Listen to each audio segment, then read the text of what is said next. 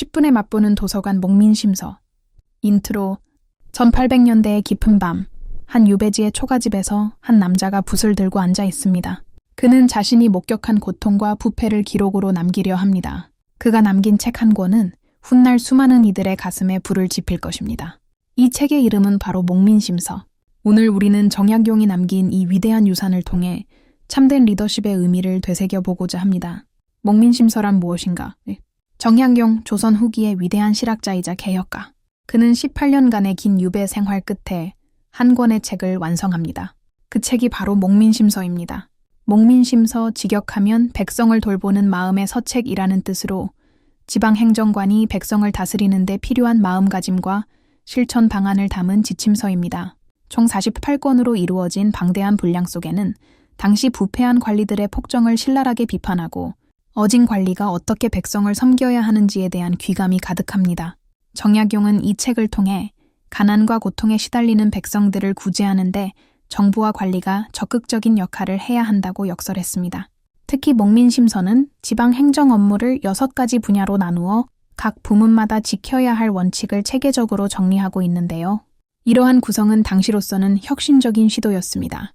그만큼 백성을 잘 살피고 다스리는 일을 과학적이고 실용적인 접근으로 풀어내고자 했던 것이지요. 이제 목민심서에 담긴 핵심 가치들을 하나씩 살펴보겠습니다. 애민정신, 백성을 향한 끝없는 사랑. 목민심서의 근본에는 애민정신, 즉 백성을 사랑하는 마음이 흐르고 있습니다. 정약용은 늘 백성은 나라의 근본임을 강조하며 목민과는 백성의 어버이와 같은 존재라고 가르쳤습니다. 백성의 살림살이가 편안한지 수시로 살피고 그들의 작은 목소리에도 귀를 기울이는 것이 관리의 첫 번째 임무였지요. 실제로 정약용은 곡산부사로 재직할 당시 부정한 세금 부과에 한꺼한 농민을 벌주기는커녕 오히려 부패한 관리에 항의하는 백성에게는 천금을 주어야 한다며 그 용기를 높이 산 일이 있습니다. 이처럼 백성의 고통을 자신의 일처럼 여기고 함께 해결하려는 마음, 그것이 바로 애민정신입니다. 목민심서는 이러한 인간애를 바탕으로 한 통치를 거듭 설파하며 백성의 눈물을 닦아주는 것이 곧 하늘의 뜻을 받드는 일임을 역설합니다. 청렴, 깨끗한 손, 맑은 마음. 정약용은 청렴을 관리의 생명이라 여겼습니다. 목민심서 곳곳에서 그는 청렴하지 않고서는 백성을 바로 이끌 수 없다고 강조하는데요. 그만큼 부정부패를 강하게 경계했습니다. 탐관오리들의 탐욕으로 백성들이 고통받는 현실을 누구보다 잘 알았던 그는 관리가 사리사욕을 채우는 순간 백성의 삶은 무너진다고 경고했습니다. 그래서 목민심서의 첫 장부터 청렴의 중요성을 역설하며 어떤 경우에도 뇌물을 받거나 공금을 낭비하지 말 것을 당부합니다. 청렴하고 공정하게 행동하는 관리만이 백성의 신뢰를 얻을 수 있다는 것이지요.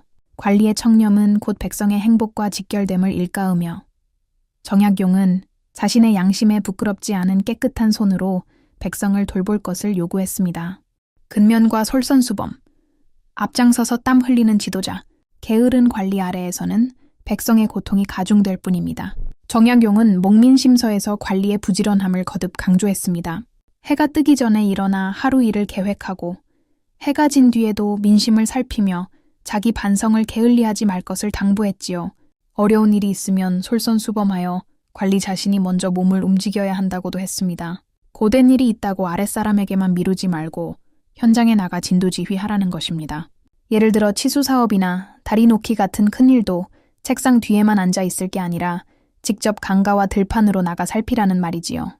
이렇게 한결같이 근면하게 일하는 관리의 모습은 백성들에게 신뢰를 주고 아랫사람들에게도 귀감이 됩니다. 정약용이 꿈꾼 리더는 말뿐인 지도자가 아니라 몸소 실천으로 모범을 보이는 사람이었습니다. 인재 등용과 교육, 사람을 알아보고 길러내다. 목민심서에는 한 고을을 잘 다스리려면 훌륭한 사람을 얻는 것이 반이다 라는 뜻의 구절이 나옵니다. 그만큼 인재의 중요성을 강조한 것인데요. 정약용은 친분이나 혈연에 치우치지 말고 능력과 덕성을 갖춘 인물을 발탁하여 중용하라고 조언했습니다.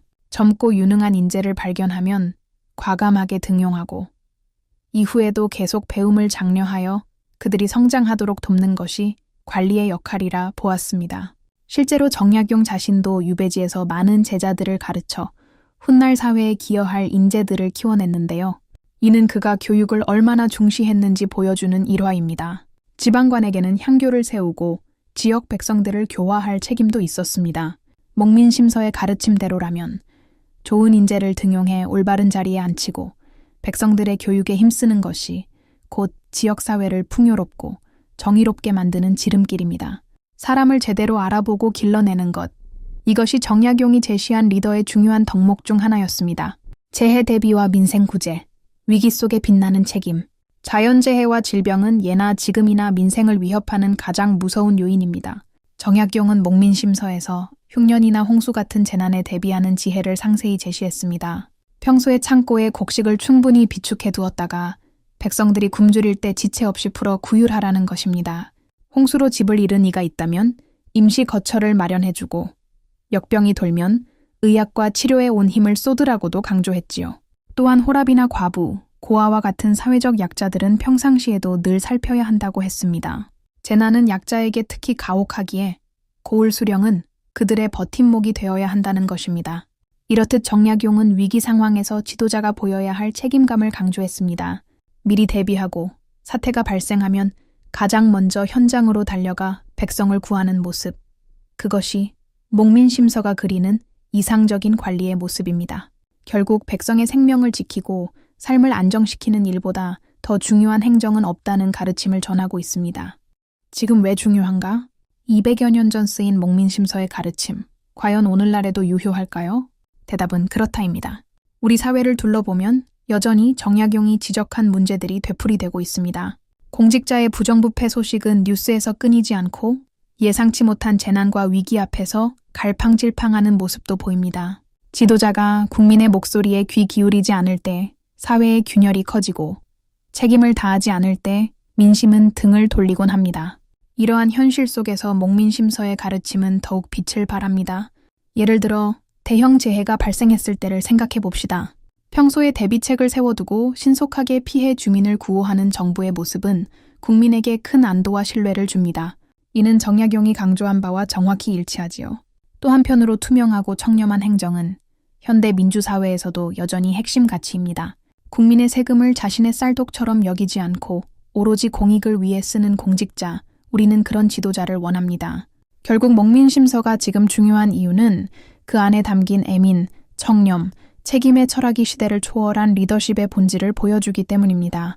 기술과 환경이 변해도 사람 사는 세상의 근본은 변하지 않는다는 진리를 일깨워주는 것이지요. 백성을 위하는 마음과 올바른 행정 없이는 공동체의 행복이 이루어지지 않는다는 사실을 정약용은 몸소 보여주었습니다. 오늘날 우리가 다시 목민심서를 꺼내 읽어야 할 이유가 바로 여기에 있습니다.